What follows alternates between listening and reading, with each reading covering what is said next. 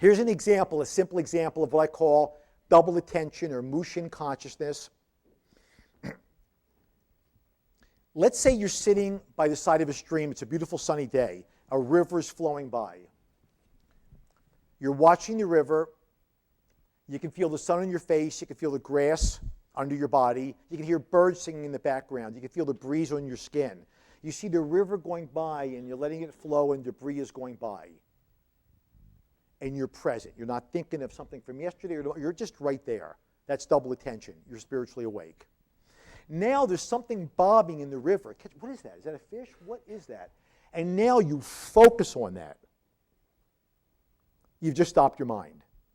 Now you no longer feel the sun on your face. You don't feel the grass. You don't feel the breeze.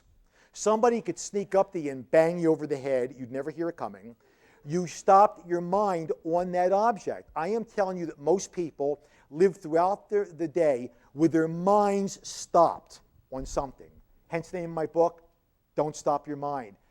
By becoming awake, and it takes work. Gurdjieff called it self-remembering, remembering yourself. The martial artists have a term called self-lock.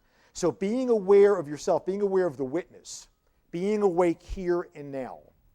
That's why the masters could not be prevailed upon. Not they were faster than somebody else, tougher than somebody else. They were awake. They were beyond the mind. They had lost their mind and come into their senses. Because, see, in our society, we believe the mind is the highest level. And it is misused. So let me briefly talk about that and make a couple more comments, and to everybody's surprise, sit down if I can. There have been 3 traditional ways to enlightenment, and then a 4th was added.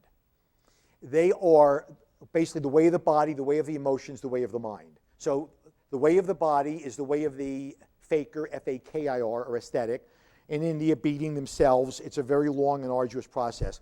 Way of the emotion is the way of the monk. The way of the mind is the way of the yogi.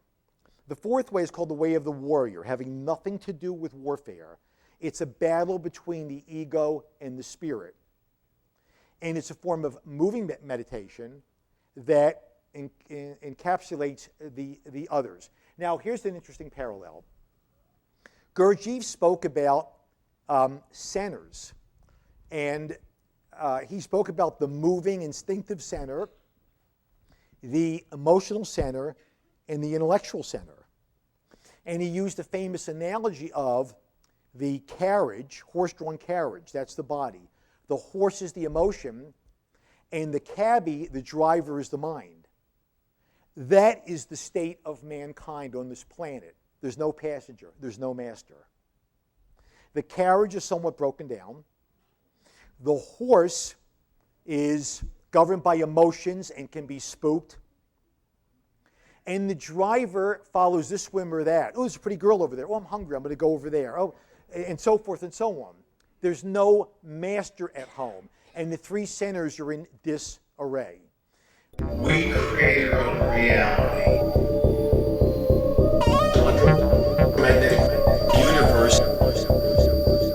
Because touch has an electromagnetic reality. Physics. Consciousness. Of matter. The fact of the matter is, the substance of the universe is consciousness.